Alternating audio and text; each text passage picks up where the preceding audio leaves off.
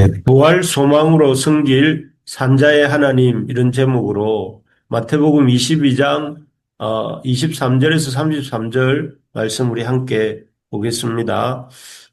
우리가 어제는 바리새인들과 헤롯 당들이 예수님을 공경에 빠뜨리려고 가이사에게 세금을 바쳐야 하느냐 아니면 바치지 말아야 하느냐 하고 예수님을 시험하는 내용을 우리가 보았습니다. 오늘은 이 바리새인과 헤롯 당이 아닌 당시 제사장 그룹이라고 할 수 있는 사두개인들, 원래 이 사두개인들은 제사장의 어떤 계열입니다. 사두개인들이 예수님께 나와 질문하는 내용입니다. 그들의 질문한 내용은 그 일곱 형제가 한 부인을 취했는데 그 한 부인이 부활한 이후에, 죽고 부활한 이후에, 일곱 형제 중 누구의 부인이 되어야 하느냐 하는, 참, 만들어낸 그런 일이 잘 일어날 수 없는 일인데 그런 질문을 만들어서 예수님을 시험하려고 하였습니다. 어, 사실 이 사두개인들은 당시 제사장 그룹으로서 로마와 결탁하여서 아주 이 땅에서 이렇게 호의호식하고 있었던 종교인들로서 그들은 부활도 믿지 않았고 영생도 믿지 않았고 또 영적인 존재 또 천국과 지옥 같은 이런 세계들을 종교인임에도 불구하고 전혀 믿지 않는 사람들이었습니다.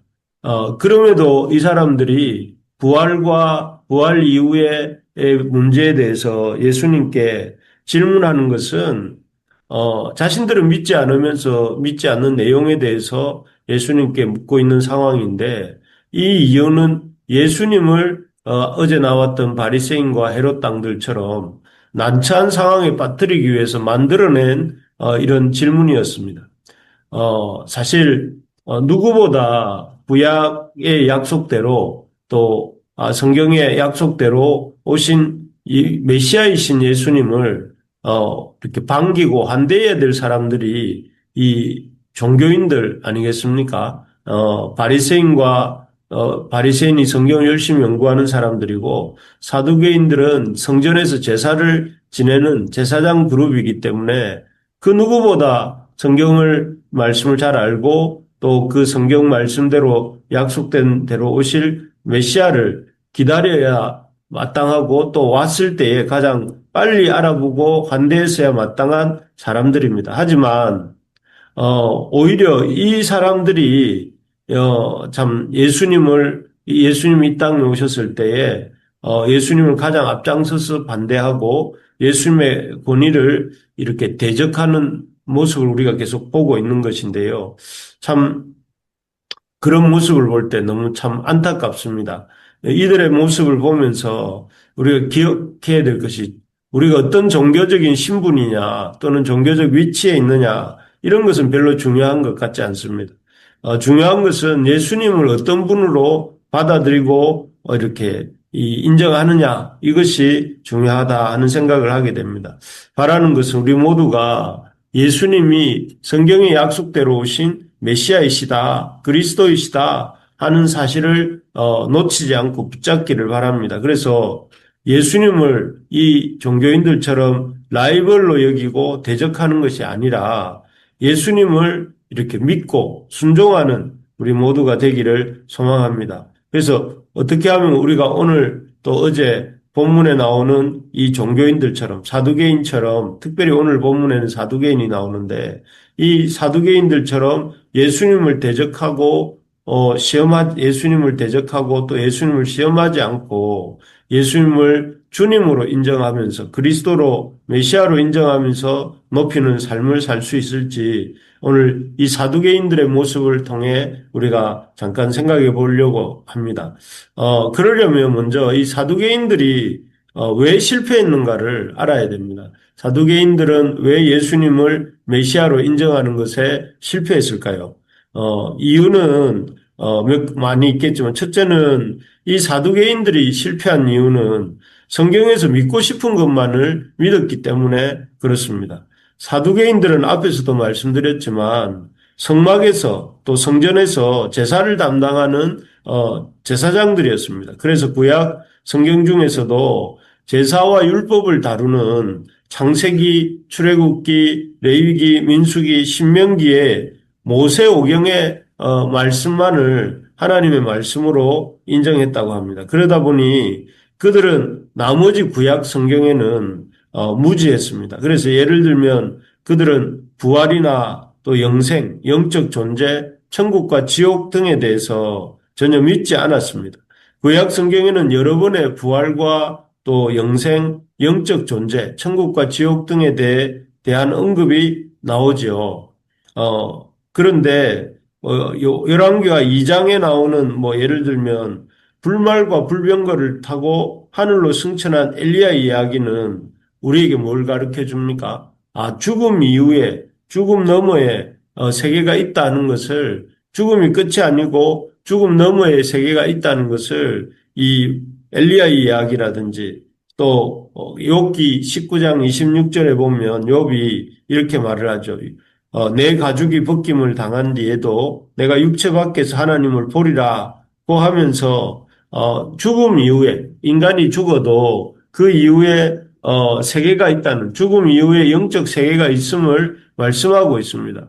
그리고 에스겔서 37장에도 보면 에스겔이 하나님의 영으로 태어날 때에 마른 뼈들이 살아나서 하나님의 군대가 되는 모습을 통해서 다 마른 뼈가 죽어서 마른 뼈가 되었다 할지라도 하나님의 말씀이 역사하실 때 그 뼈들이 살아나 하나님의 군대가 되는 것을 또 이렇게 보여줍니다. 그래서 이 몇 가지 예를 들었지만 조금만 관심을 가지고 또 성경을 넓게 읽는다면 얼마든지 부활이나 또 영생, 영적 존재가 있다는 것을 성경은 너무나 많이 얘기하고 있습니다. 하지만 이 사두개인들은 자신들이 늘 보는 성경만을 보고 또 믿고 싶은 것만을 믿었기 때문에 영적인 세계, 성경이 말씀하는 전체의 세계를 보지 못했던 것이죠. 그렇습니다. 그렇기 때문에 오늘날도 마찬가지입니다. 수많은 이단들이 있지 않습니까? 그 이단들이 왜 이단이 되는가 하면 자신이 보고 싶은 대로만 성경을 보기 때문입니다. 그래서 어떤 이단의 교주는, 자신을 보혜사 성령님이라고 이렇게 말하는 그런 이단도 있고 또 어떤 사람은 자기를 하나님 아버지라고 부르는 사이비 이단도 있습니다. 우리가 하나님 말씀을 읽고 싶은 부분, 보고 싶은 부분만 보면 안 됩니다. 그래서 우리가 성경 읽기를 매일 하는 이유가 여기에 있죠. 성경을 전체를 보면서 부분을 또 잘 살펴보아야 마땅합니다. 그래서 우리가 전체적으로 성경 통독을 하면서도 수요일이나 또 우리가 이 주일에나 이렇게는 또 일대일 성경을 공부를 통해서는 성경 공부를 이렇게 하면서 골고루 성경을 읽기 위해서 힘을 내고 읽고 있는 것입니다. 바라는 것은 여러분들이 성경을 읽는 것은 그냥 교회 행사니까 교회가 하는 프로그램이니까 읽는다가 아니라 하나님을 제대로 균형 있게 알아가기 위해서 또 그리고 우리가 바른 역사 인식을 갖기 위해서 읽는 것이다 하는 것을 꼭 기억하고 성경 읽기야말로 참 중요한 일이다 하는 것을 가슴에 새기고 지금도 잘 읽고 계시지만 앞으로도 더 열심히 우리가 읽어 나가기를 소망합니다. 사두개인들이 실패한 원인 첫 번째에 대해서 말씀드렸는데요. 그 이유는 자기가 보고 싶은 성경만을 보고 자기가 믿고 싶은 부분만을 믿은 것이었다 하는 것이 첫 번째 이유였다면 두 번째는 그렇게 믿는 성경마저도 다른 사람들을 공격하는데 사용했다 하는 것입니다. 28절을 한번 읽어보겠습니다. 28절. 그런즉 그들이 다 그를 취하였으니 부활 때에 7 중에 누구의 아내가 되리이까? 여기 보면 이들이 예수님을 대하는 태도가 그들의 태도가 사람을 공격하는데 성경을 이용했다 하는 것을 보여줍니다. 어, 이들은 이게 생각하는 것이 어떻게 하면 지금 예수님을 공경에 처하게 만들까 하면서 이런 질문을 하고 있죠. 어, 하나님의 말씀을 가지고 자기들이 믿으려고 하는 것이 아니라 다른 사람을 이렇게 어려움에 처하게 하려고 어떻게 하면 다른 사람을 공격하고 다른 사람에 적용하려고 이렇게 애를 쓰고 있는 모습인지요. 하나님의 말씀을 주신 목적은, 다른 사람에게 그 말씀을 적용하고 다른 사람을, 이렇게 공격하라고 주신 것이 아닙니다. 말씀은 우리 자신을 돌아보고, 우리 자신에게 먼저 적용하게 하시기 위해서 이렇게 주셨습니다. 예를 들면, 오순절날 베드로의 설교를 듣고 3천 명이나 회심하는 역사가 일어났는데요. 거기 2장 37절을 보면 이렇게 되어 있습니다. 그 베드로의 설교를 들은 사람들의 반응입니다. 그들이 이 말을 듣고 마음에 찔려 베드로와 다른 사도들에게 물어 이르되 형제들아 우리가 어찌할꼬 하거늘 이렇게 기록되어 있습니다. 여기에 보면 회중들이 우리가 어찌할꼬라고 묻습니다. 이렇게 묻고 참 다른 사람이 아닌 저 사람은 어떻게 해야 됩니까? 저 사람은 어떻게 순종해야 됩니까? 이걸 물은 것이 아니라 우리가 어찌할까요? 하고 물었을 때에 거기서 아까도 말씀드린 것처럼 이 3천 명이나 되는 사람들이 회심하는 역사가 일어났던 것입니다. 하나님 말씀은 자기 자신에게 적용해야 된다 하는 말씀이죠. 또 한 가지 더 예를 들어 보면 바울을 가장 기쁘게 하고 열심히 후원한 교회가 있습니다. 그 교회는 바로 데살로니가 교회인데요. 데살로니가 교회는 바울이 짧은 기간 사역했음에도 불구하고 참 오랫동안 바울의 사역 내내 바울을 든든하게 영적으로 또 물질적으로 지원해 주었던 이런 교회입니다. 그런데 어떻게 그렇게 짧은 기간 사역했던 데살로니가 교회가 그렇게 바울의 가장 든든한 영적, 물질적 지원자가 되었을까요? 그 이유는 데살로니가 전서 3장 2장 13절에 나옵니다. 거기에 보면 이런 말씀이 있습니다. 이러므로 우리가 하나님께 끊임없이 감사함은 너희가 우리에게 들은 바 하나님의 말씀을 받을 때에 사람의 말로 받지 아니하고 하나님의 말씀으로 받음이니 진실로 그러하도다. 이 말씀이 또한 너희 믿는 자 가운데서 역사하느니라 고 되어 있습니다. 여기 보니까 데살로니가 사람들이 하나님 말씀을 어떤 자세로 받았다고 되어 있는가 하면 사람의 말로 받지 아니하고 하나님이 우리에게 들은 바 하나님 말씀을 받을 때 사람의 말로 받지 아니하고 하나님의 말씀으로 받음이니라 이렇게 되어 있습니다. 그들이 하나님의 놀라운 이런 역사를 경험하고 또 바울의 든든한 동력자로 세워진 것은 다름 아닌 바울이 전한 복음을 사람의 말로 받지 아니하고 하나님의 말씀으로 받았기 때문이다. 이렇게 적고 있는 것입니다. 바라는 것은 우리 부르심의 가족들이 말씀을 받을 때 이런 태도가 있기를 소망합니다. 왜 나에게 이런 말씀을 주시나 하면서 그 말씀을 나에게 어떻게 내가 적용할 것인가?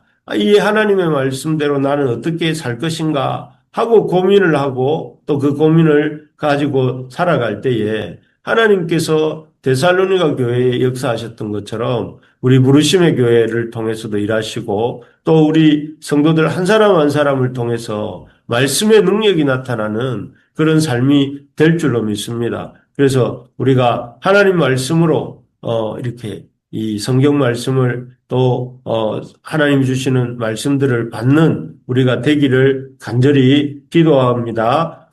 끝으로 이 사두개인들의 실패 원인, 첫째는 그들은 믿고 싶은 것만을 믿었다는 것이고, 두 번째는 그들이 실패한 이유는 그 믿은 것마저도 부분적으로 받은 것마저도 자기가 아닌 다른 사람에게 적용하는데 이 바빴다는 것이고, 마지막으로 이들이 실패한 원인은 무엇보다 하나님의 살리시는 능력, 즉 부활을 믿지 않았다는 것입니다. 여기 32절인데요. 32절을 또 제가 한번 읽어드리겠습니다. 32절에 보니까 나는 아브라함의 하나님이요 이삭의 하나님이요 또 야곱의 하나님이로라 하신 것을 읽어보지 못하였느냐. 하나님은 죽은 자의 하나님이 아니요 살아있는 자의 하나님이시니라. 아멘. 여기에 보니까 하나님께서는 자신이 이 현재 아브라함의 하나님이시고 이삭의 하나님이시고 야곱의 하나님이다 이렇게 말씀하십니다. 이 표현이 우리가 의로 연결이 되어 있어서 이렇게 좀 확 와닿지 않지만 다 이 히브리 말로는 현재형으로 되어 있습니다. 그래서 이 인간적인 그 야곱이나 그 말씀을 주시는 시점이 아브라함이나 이삭이나 야곱이 이렇게 그 다 이미 역사 속에서 활동하다가 죽은 상태였지만 하나님 인간적으로 볼 때는 죽은 믿음의 조상들이지만 하나님은 그들에 대해서 언급할 때에 현재형으로 언급하고 계신 살아있는 사람인 것처럼 아브라함의 하나님, 이삭의 하나님, 야곱의 하나님으로 이렇게 자신을 묘사하고 있다는 것입니다. 즉 인간적인 관점에서 볼 때 그들은 이미 오래전에 죽은 사람들이지만 하나님 나라에서는 여전히 살아서 아브라함과 이삭과 야곱의 정체성을 가지고 하나님과 관계를 맺고 살아있는 존재다 하는 것이죠. 왜냐하면 하나님께서는 그들에게 영원한 생명을 주시고 또 영원한 삶을 살게 하셨기 때문입니다. 그렇습니다. 그래서 예수님도 나사로를 살리시면서 하시는 말씀이 무엇이었습니까? 나는 부활이요 생명이니 나를 믿는 자는 죽어도 살겠고 살아서 나를 믿는 자는 영원히 죽지 아니하리라고 말씀하셨습니다. 그 말씀처럼 하나님은 참 부활의 하나님이시고 생명의 하나님이시다 하는 것을 우리가 깨닫고 믿어야 되겠습니다. 이 부활이야말로 부활 신앙이야말로 부활에 대한 소망이야말로 우리에게 참 이 땅에서 참 어떤 상황과 환경에서도 낙심하지 않고 절망하지 않고 소망을 갖게 하는 이유가 되는 것입니다. 그리고 이 부활을 믿는 것이야말로 하나님의 사람으로서 우리가 이 땅에서 승리하는 삶을 살아가는 가장 중요한 힘이 되는 것입니다. 그래서 우리 부르심의 가족들 한 분 한 분이 이 부활의 능력을 믿으면서 우리를 죽어도 살겠고 살아서 나를 믿는 자는 영원히 죽지 아니하리라 하셨던 그 말씀을 나에게 주시는 말씀으로 받아들이고 그 말씀의 능력을 의지하여서 부활의 소망을 가지고 살아가는 우리 모두가 될 수 있기를 주의 이름으로 축복합니다. 네. 아멘.